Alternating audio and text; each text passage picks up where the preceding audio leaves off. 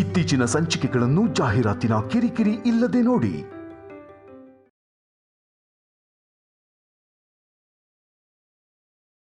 ನಾನು ಹೊರಟೋಗ್ತೀನಿ. ಆದ್ರೆ ಆ ಮಾಧುರಿ ಮಗಳು ನಿಮ್ಮ ಕಣ್ಣು ಮುಂದೆನೆ ಆರಾಮಾಗಿ ನಿಮ್ ಸೊಸೆಯಾಗಿ ಓಡಾಡ್ತಿರ್ತಾಳೆ.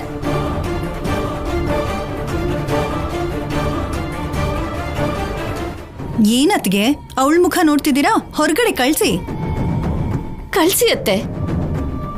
ನನ್ನ ಮುಳ್ಳು ಅನ್ಕೊಂಡು ಹೊರಗಡೆ ಹಾಕಿ.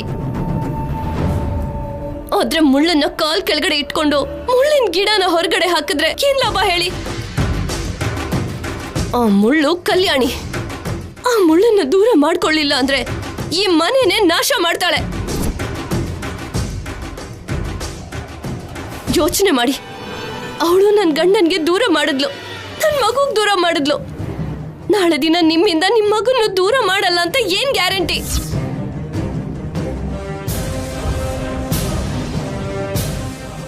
ಅವಳು ಹುಟ್ಟೆ ಹಾಗೆ.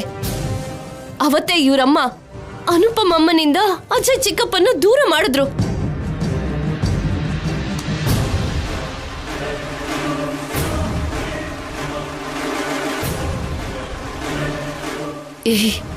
ನನಗೆ ಅವಮಾನ ಮಾಡಿಸ್ದೆ, ಅನುಭವಿಸ್ತೀಯ?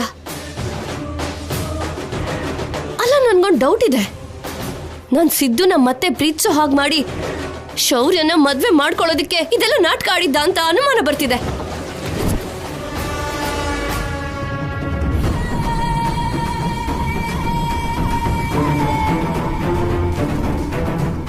ದಮಯಂತಿ, ನೋಡ್ತಾ ನಿಂತಿದ್ಯಲ್ಲ ಯಾಕೆ? ಅವಳನ್ನ ಹೊರಗಡೆ ಹಾಕು. ಅವಳು ಸತ್ರು ನಮ್ಮನೆ ಹೊಸ್ಲು ತುಳಿಬಾರ್ದು. ಅತ್ತೆ, ನನ್ನನ್ನು ಕಳ್ಸೋದು ಈಸಿನೇ. ಆದ್ರೆ ಕಲ್ಯಾಣಿಗೆ ಇವರೆಲ್ಲ ಇದ್ದಾರೆ. ಶೌರ್ಯನ್ನ ಕಲ್ಯಾಣಿನ ಬೇರೆ ಮಾಡೋಕೆ ನಿಮ್ಮಿಂದ ಆಗೋದಿಲ್ಲ.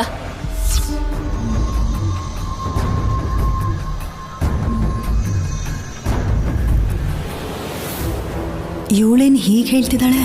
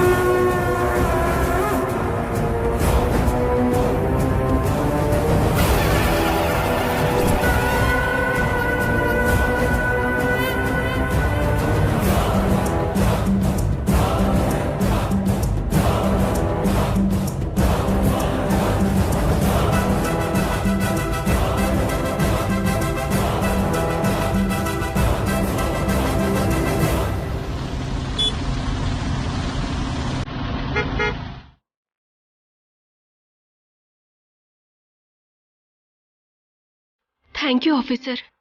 ಒಬ್ರು ಪೊಲೀಸ್ ಆಫೀಸರ್ ಆಗಿ ನಮ್ಮ ಯಜಮಾನ್ರು ಕ್ರಿಮಿನಲ್ನ ನಂಬಿಟ್ರು ಅಂತ ತುಂಬಾ ಹೆದರ್ಬಿಟ್ಟಿದೆ. ಆದ್ರೆ ನೀವು ಇಷ್ಟು ದಿನ ನಿಮ್ ಡೌಟ್ನ ಕ್ಲಿಯರ್ ಮಾಡ್ಕೊಳ್ಳೋದಕ್ಕಾಗಿ ಸಂಪದನ ಇಲ್ಲಿ ಇರಿಸ್ಕೊಂಡ್ರ?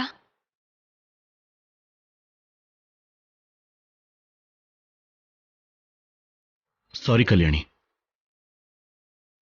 ನಾನು ನಿನಗೆ ತುಂಬಾ ನೋವು ಕೊಟ್ಟೆ. ಸಂಪದ ಗೊತ್ತಿಲ್ದೇನೆ ಒಂದ್ಸಲ ತಪ್ಪು ಮಾಡಿದ್ಲು. ಅಮಾಯಕಿ ಅನ್ಕೊಂಡಿದ್ದೆ.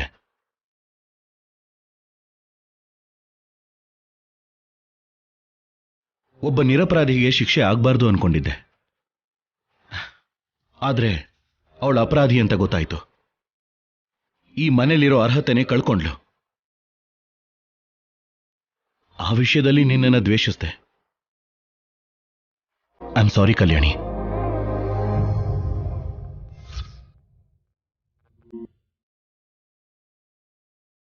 ಆಫೀಸರ್, ನಿಮ್ ಕೈಯಿಂದ ನನಗೆ ವಿಷ ಕೊಟ್ರು ಕುಡಿತೀನಿ.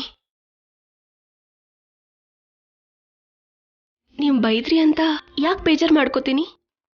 ನೀವು ನಿಜನ ಅರ್ಥ ಮಾಡ್ಕೊಂಡ್ರಿ, ಅದೇ ನನ್ಗೊಂದು ವರ.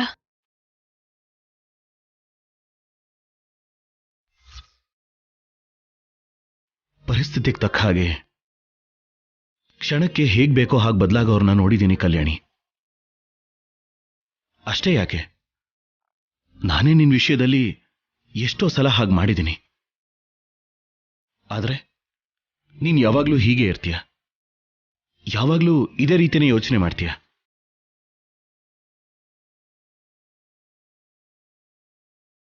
ನೀವ್ ಹೀಗೆ ಒಂದಾಗಿ ಸಂತೋಷವಾಗಿರ್ಬೇಕಾದ್ರೆ ದೃಷ್ಟಿ ತಾಗಿ ದರಿದ್ರ ಮನೆ ಒಳಗ್ ಬಂತು. ನಿಮ್ಮನ್ನ ಹೀಗ್ ನೋಡಿದ್ಮೇಲೆ ಮತ್ತೆ ಯಾವ ದೃಷ್ಟಿನೂ ನಿಮಗ್ ತಾಗ್ಬಾರ್ದು. ನಡೀರಿ, ನಿಮ್ಮಿಬ್ರಿಗೂ ದೃಷ್ಟಿ ತೆಗಿಬೇಕು. ಅಜ್ಜಿ, ಯಾಕಿವಾಗದಲ್ಲ? ನನ್ನ ಮೊಮ್ಮಗ ಮೊಮ್ಮಗಳು ಚೆನ್ನಾಗಿರ್ಬೇಕು ಅಂತ ಮಾಡ್ತಿದ್ದೀನೋ. ಅಜ್ಜಿ, ಕಲ್ಯಾಣಿ ಹಾಗೆ ಅರ್ಥ ಮಾಡ್ಕೊಳ್ಳೋ ಮನ್ಸಿದ್ರೆ ಸಾಕು. ಯಾವ ದೃಷ್ಟಿನೂ ನಮಗೇನು ಮಾಡೋಕ್ಕಾಗಲ್ಲ. ಇಲ್ಲ ಶೌರ್ಯ, ಅಮ್ಮ ಹೇಳ್ತಿರೋದು ಸರಿಯಾಗೇ ಇದೆ. ನೀನ್ ಅವ್ರು ಹೇಳ್ದಾಗ ಕೇಳು. ಅನುಪಮ, ನೀನ್ ಹೋಗು, ಬೇಗ ಹೋಗಿ ಕುಂಕುಮದ ನೀರು ತಗೊಂಬ. ಮಕ್ಕಳಿಗೆ ದೃಷ್ಟಿ ತೆಗಿಬೇಕು. ಸರಿಮ್ಮ. ಬನ್ನಿ ಬನ್ನಿ, ಕೂತ್ಕೊಳ್ಳಿ. ದೃಷ್ಟಿ ವಿಷಯ ಏನೋ ಗೊತ್ತಿಲ್ಲ, ಆದ್ರೆ ಮನೆಯಿಂದ ದರಿದ್ರಂತೂ ಹೊರಟೋಯ್ತು.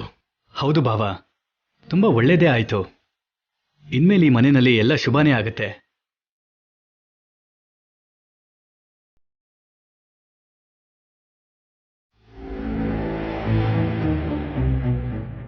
ಇನ್ಮೇಲಿಂದ ಈ ಮನೇಲಿ ಇವ್ರ ಬಿಲ್ಡಪ್ಗಳನ್ನ ನೋಡಕ್ಕಾಗಲ್ಲ.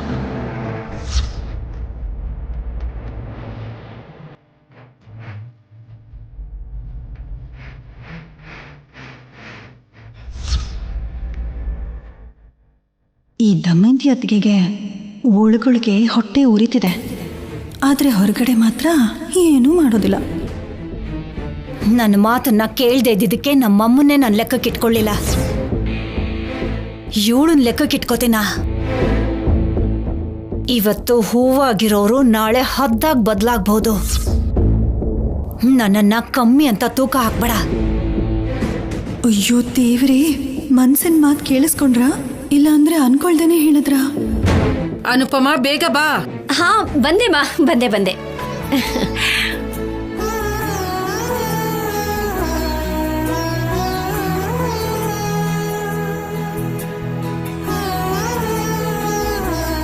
ಆ ದೃಷ್ಟಿ, ಈ ದೃಷ್ಟಿ, ಕೆಟ್ಟ ದೃಷ್ಟಿ ಎಲ್ಲ ಹೋಗ್ಬೇಕು.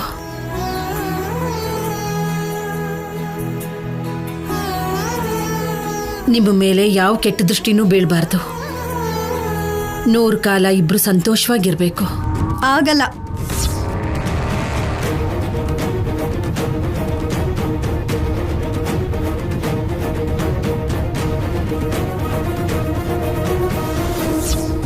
ಏನೇ ಹಾಗೆ ಹೇಳ್ತಿದ್ಯಾ?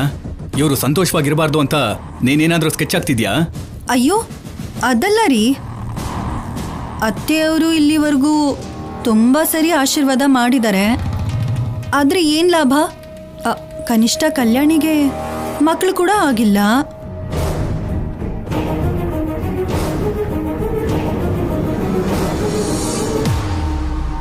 ಇಷ್ಟು ದಿನ ಕಷ್ಟಪಟ್ಟಿದ್ದಕ್ಕೆ ಸಂತೋಷವಾಗಿರೋಕ್ಕಾಗ್ಲಿಲ್ಲ. ಮಕ್ಕಳಾಗೋ ಅದೃಷ್ಟ ಇನ್ನೂ ಬಂದಿಲ್ಲ. ಇನ್ಮೇಲಿಂದ ಅನ್ಯೋನ್ಯವಾಗಿರ್ತಾರೆ. ಅದಕ್ಕೆ ಹಾಗೆ ಆಶೀರ್ವಾದ ಮಾಡಿದೆ.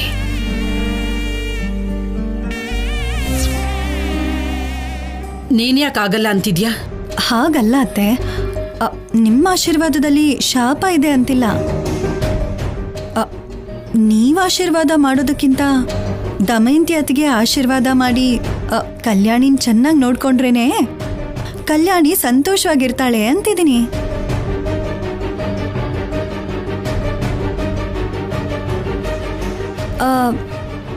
ಏನಂತೀರಾ ಅತ್ತಿಗೆ? ಅಷ್ಟೇ ಅಲ್ವಾ? ದಮಯಂತಿಯಲ್ಲಿ ಕೂಡ ಇವಾಗ ಬದಲಾವಣೆ ಬಂದಿದೆ. ಹೌದು ಯಜಮಾನ್ರೆ. ಬಾ, ಆಶೀರ್ವಾದ ಮಾಡು ದಮಯಂತಿ. ಬಾ.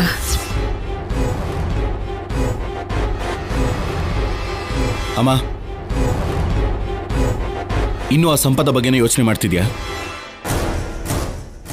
ಕೆಲವು ವಿಷಯಗಳನ್ನ ಎಷ್ಟು ಬೇಗ ಮರ್ತು ಹೋದ್ರೆ ಅಷ್ಟೇ ಒಳ್ಳೇದು.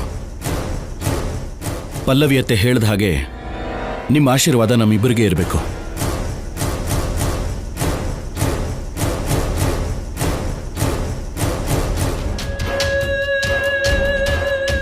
ಹೌದು ಅತ್ತೆ.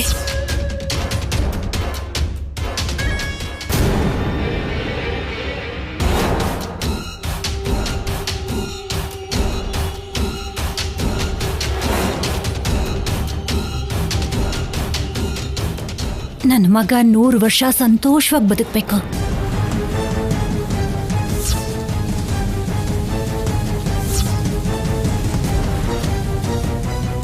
ಅದ್ಯಾಕಮ್ಮ ನನ್ನ ಮಗ ಅಂತ ನನಗೆ ಮಾತ್ರ ಆಶೀರ್ವಾದ ಮಾಡಿದೆ?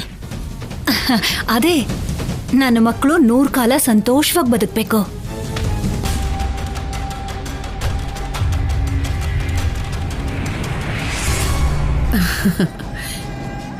ಅನುಪಮ, ಇದನ್ ತಗೋ.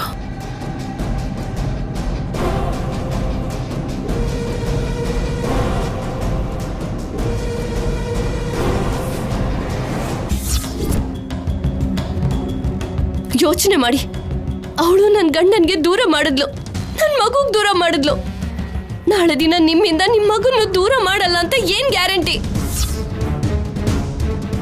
ಅವಳು ಹುಟ್ಟೆ ಹಾಗೆ. ಅವತ್ತೇ ಇವರಮ್ಮ ಅನುಪಮಮ್ಮನಿಂದ ಅಜಯ್ ಚಿಕ್ಕಪ್ಪನ ದೂರ ಮಾಡಿದ್ರು. ಏನತ್ಗೆ ಉರಿ ಜಾಸ್ತಿ ಆಯ್ತಾ? ಅದೇ ಅದ್ಕೆ ಮಮಕಾರ ಜಾಸ್ತಿ ಆಯ್ತಾ ಅಂತ ಅಂತಿದ್ದೀನಿ. ಮಮಕಾರನೂ ಇಲ್ಲ, ಗೊಡ್ಡ ಕಾರನೂ ಇಲ್ಲ, ಅಹಂಕಾರ ಜಾಸ್ತಿ ಆಗಿದೆ. ಆ ಸಂಪದನ್ನ ಬಿಟ್ಟು ನನಗೆ ಶತ್ರುಗಳು ಬೇರೆ ಯಾರಾದ್ರೂ ಇದಾರ ಅಂತಂದ್ರೆ ಅದು ಆ ಕಲ್ಯಾಣಿ ಮತ್ತೆ ಅನುಪಮ. ಅವರು ಸಂತೋಷವಾಗಿರೋ ತನಕ ನಾನು ಸಂತೋಷವಾಗಿ ಹೇಗಿರ್ತೀನಿ? ಮತ್ತೆ ನಿಮ್ ಕೈಯಿಂದಾನೇ 100 ಕಾಲ ಸಂತೋಷವಾಗಿರ್ಬೇಕು ಅಂತ ಆಶೀರ್ವಾದ ಮಾಡಿದ್ರಿ ಅಲ್ವಾ? ಅದು ನನ್ನ ಮಗನಿಗೋಸ್ಕರ. ನನ್ನ ಮಗನಿಗೆ ಮಾತ್ರ ಆಶೀರ್ವಾದ ಮಾಡಿದ್ದು. ಓ ಹೌದಾ? ನಾನು ನಿನ್ನಷ್ಟು ಅಮಾಯಕಿ ಅಲ್ಲ ಪಲ್ಲವಿ. ಮನೆ ಅಲಂಕಾರ ಮಾಡ್ತಿದ್ದ ಹಾಗೆ ಮದುವೆ ಆಗಲ್ಲ. ಮಾಡೋದು ಮಾಡಬೇಕಾಗಿರೋದು ತುಂಬಾ ಬಾಕಿ ಇದಾವೆ. ಒಬ್ಬ ಈ ಅದ್ಕೆ ಹೇಳಿದ ಕೆಲ್ಸ ಮಾಡೇ ಮಾಡ್ತಾರೆ. ನನ್ ಮೇಲೆ ಯಾವ ಕೋಪ ಇಲ್ದೇ ಇರೋದಕ್ಕೂ ಸರಿ ಹೋಯ್ತು. ಇಲ್ಲ ಅಂದ್ರೆ ಆ ಸಂಪದ ಮೇಲೆ, ಆ ಸಿದ್ದು ಮೇಲಿರೋ ಕೋಪನ ನನ್ ಮೇಲೆ ತೋರಿಸ್ತಿದ್ರು. ಅನುಪಮ ಅಮ್ಮನ್ ಒಳ್ಳೆತನ ತಡ್ಕೋಬಹುದು, ಆದ್ರೆ ದಮಯಂತಿ ಅದ್ಗೆ ಅಹಂಕಾರನ್ ಮಾತ್ರ ತಡ್ಕೊಳಕ್ಕಾಗಲ್ಲ. ಇನ್ಮೇಲಿಂದ ನಿಮ್ಗೆ ಯಾವ ಸಮಸ್ಯೆನೂ ಬರಬಾರ್ದು ಅಂತ ದೇವ್ರಿಗೆ ನಮಸ್ಕಾರ ಮಾಡಿ. ಸರಿ ಅಜ್ಜಿ. ಸರಿ ಅಜ್ಜಿ. ಬನ್ನಿ, ಹೋಗಿ ನಮಸ್ಕಾರ ಮಾಡಿ.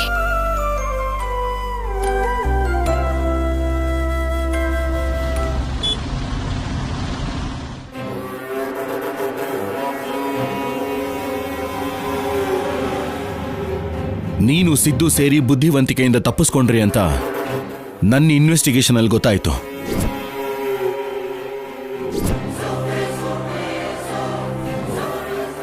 ಒಂಬತ್ತು ತಿಂಗಳು ಹೊತ್ತು ಹೆತ್ತ ಮಗುನು ಕೂಡ ವಿಷ ಹಾಕಿ ಸಾಯಿಸಬೇಕು ಅನ್ಕೊಂಡ ವಿಷ ಜಂತು ನೀನು.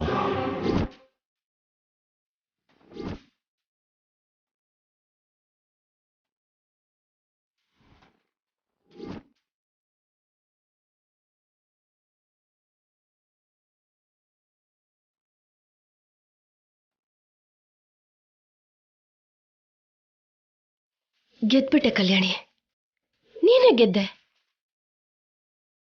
ನನ್ನ ಮೇಲೆ ಮೇಲ್ಗೈ ಸಾಧಿಸ್ದೆ. ಶೌರ್ಯನ್ ಮನ್ಸಲ್ಲಿ ಶಾಶ್ವತವಾಗಿ ಉಳಿದು ಬಿಟ್ಟೆ. ನನ್ನ ಇನ್ನು ಸತ್ರು ಶೌರ್ಯ ನಂಬಲ್ಲ. ಇಷ್ಟು ದಿನ ಶೌರ್ಯ ನನ್ನ ಮಾತನ್ನ ನಂಬ್ತಾನೆ, ನನ್ನ ಪರ ನಿಲ್ತಾನೆ ಅನ್ನೋ ಹೋಪ್ ಇತ್ತು. ಆದ್ರೆ ಆ ಹೋಪ್ನೇ ಸಾಯಿಸ್ಬಿಟ್ಟೆ. ಶೌರ್ಯನ್ ಕೈಯಿಂದಾನೆ ನನ್ನ ಹೊರಗಡೆ ಕಳಿಸ್ದೆ. ನಾನ್ ಮಾಡ್ಬೇಕು ಅನ್ಕೊಂಡಿದ್ದನ್ನ ನೀನ್ ಮಾಡಿದ್ಯಾ, ನೆನ್ಪಿಟ್ಕೋತೀನಿ. ನನಗಾಗಿರೋ ಅವಮಾನನ, ನೀನು ನೋಡಿರೋ ನೋಟನ, ಬೇಟೆಗಾರನ್ ಬಾಣಕ್ಕೆ ಗಾಯಗೊಂಡಿರೋ ಸಿಂಹ ಉಪಾಯವಾಗಿ ಬೇಟೆಗಾರನ ಮೇಲೆ ಪಂಜನ್ನ ಹೇಗ್ ಬೀಸುತ್ತೋ ಹಾಗೆ ನಾನು ನಿನಗೆ ಗೊತ್ತಾಗೋ ಹಾಗೆ ಮಾಡ್ತೀನಿ.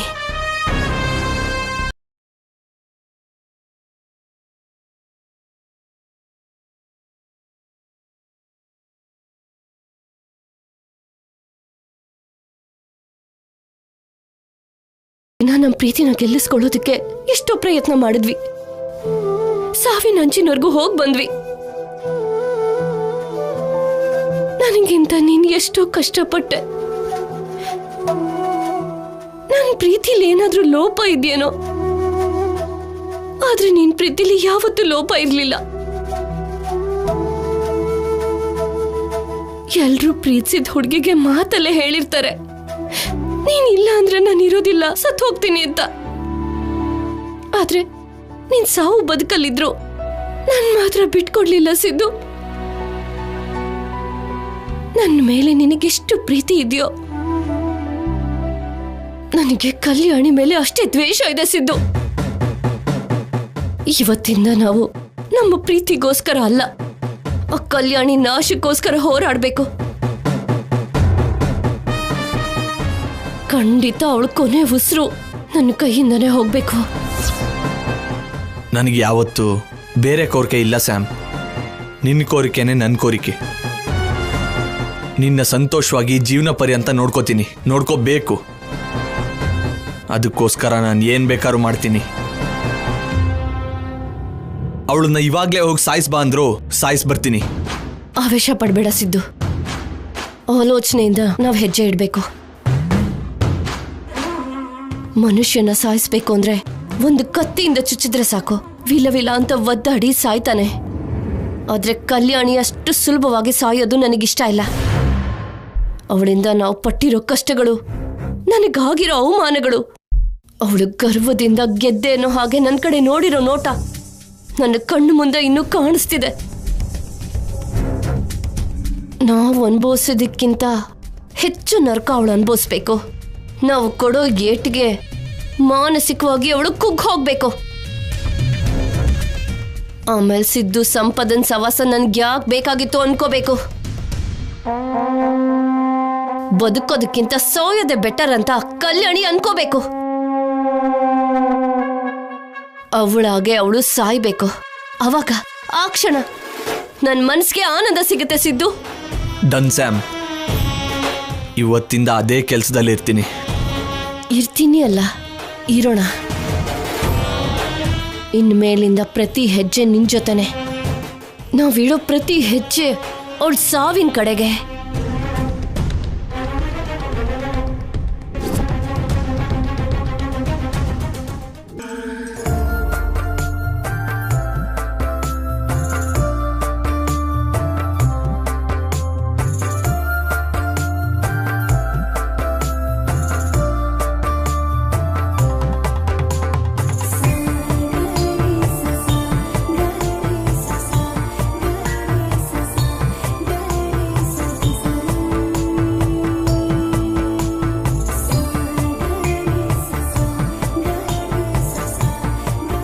ಯಾಕೆ ಆಫೀಸರ್ ಹಾಗೆ ನೋಡ್ತಾ ಇದ್ದೀರಾ?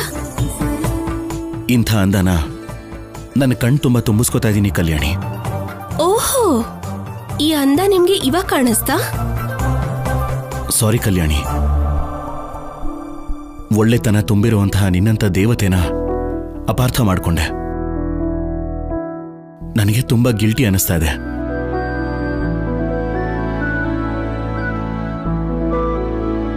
ಇಲ್ಲ ಆಫೀಸರ್, ಆ ವಿಷಯಕ್ಕೆ ಬಂದ್ರೆ ನೀವೇ ನನ್ನ ಕ್ಷಮಿಸ್ಬೇಕು. ಸಂಪದಾನ 2ನೇ ಸಲ ಕಾಪಾಡಿದಾಗ ಅವಳ ಬಗ್ಗೆ ಎಂಕ್ವೈರಿ ಮಾಡ್ತಿದ್ದೀರಾ ಅಂತ ಅರ್ಥ ಮಾಡ್ಕೊಳ್ದೆ ಹೋದೆ. ನೀವು ಬದಲಾಗೋದ್ರಿ ಅಂತ ಹಳೆ ಆಫೀಸರ್ ತರ ನನ್ ಮೇಲೆ ದ್ವೇಷ ಬೆಳೆಸ್ಕೊಂಡಿದ್ದೀರಾ ಅಂತ ಭ್ರಮೆನಲ್ಲಿದ್ದೆ. ನಿಜವಾಗ್ಲೂ ತಪ್ಪು ನಂದೆ. ಸಾರಿ ಆಫೀಸರ್. ಇಲ್ಲ ಕಲ್ಯಾಣಿ, ನಾನೇ ನಿನಗೆ ಸಾರಿ ಹೇಳಬೇಕು. ನೀನ್ ನನ್ನನ್ನ ಎಷ್ಟು ಚೆನ್ನಾಗಿ ನೋಡ್ಕೋತಿದ್ಯಾ. ನನಗೂ ಮಗುಗೂ ನಿನ್ನನ್ ಬಿಟ್ರೆ ಬೇರೆ ಲೋಕನೇ ಇಲ್ಲ ಅನ್ನಿಸ್ತು. ಸಂಪದ ಅವನಿಗೆ ಹೆತ್ತ ತಾಯಿ ಆಗಿದ್ರು ಅವನು ಪ್ರಾಣದ ಜೊತೆ ಚೆಲ್ಲಾಟ ಆಡಿದ್ಲು, ನಿನ್ನ ಮೇಲೆ ಆರೋಪ ಮಾಡಿದ್ಲು. ಸಂಪದಾನ ನಿನ್ ಜೊತೆ ಹೋಲ್ಸಿದ್ರೆ ಕಾಲಿನ ಧೂಳ್ಗೂ ಸಮ ಅಲ್ಲ ಕಲ್ಯಾಣಿ. ಏನ್ ಯಜಮಾನ್ರೆ ನೀವು? ಅಮ್ಮೋರು ಸಾರಿ ಹೇಳಿದ್ರಲ್ಲ, ನೀವಾದ್ರೂ ಕ್ಷಮಿಸಿ. ಇಲ್ಲ ಅಂದ್ರೆ ಯಜಮಾನ್ರ ಸಾರಿ ಕೇಳಿದ್ರಲ್ಲ, ನೀವಾದ್ರೂ ಕ್ಷಮಿಸಿ ಅಮ್ಮವ್ರೆ. ಅವಾಗಿಂದ ಕೇಳಿಸ್ಕೊತಾ ಇದ್ದೀನಿ, ಒಬ್ರನ್ನೊಬ್ರು ತುಂಬಾನೇ ಹೊಗಳ್ತಾ ಇದ್ದೀರಾ. ತಪ್ಪು ಮಾಡಿದೀವಿ ಅಂತ ಪಶ್ಚಾತ್ತಾಪ ಪಡ್ತಿದ್ದೀರಾ. ಏನಮ್ಮವ್ರೆ?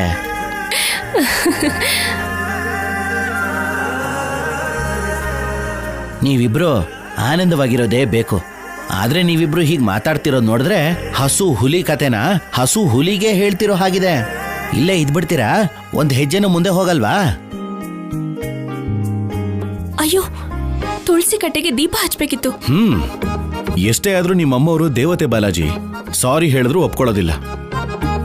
ಲೇ, ನಿನ್ ಕಲ್ಯಾಣಿಗೆ ಸಾರಿ ಥ್ಯಾಂಕ್ಸ್ ಅನ್ನೋ ಮಾತುಗಳನ್ನ ಹೇಳೋದು ಅನವಶ್ಯಕ ಕಣೋ.